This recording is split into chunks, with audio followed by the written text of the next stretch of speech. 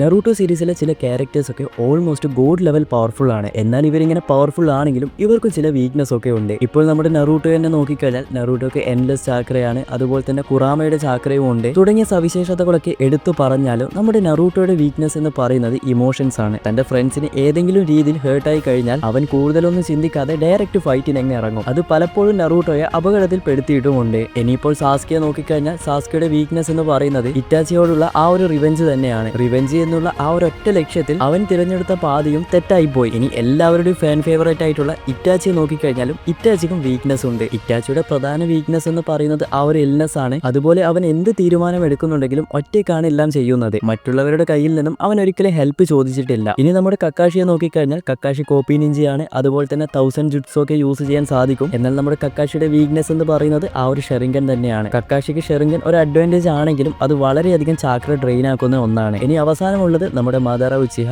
പുള്ളിക്കാരന്റെ വീക്ക്നെസ് എന്താണ് നിങ്ങൾ തന്നെ കമന്റ് ചെയ്യൂ. ഇതുപോലുള്ള വീഡിയോസിന് വേണ്ടി ചാനൽ സബ്സ്ക്രൈബ് ചെയ്യാനും മറന്നു പോകരുത്.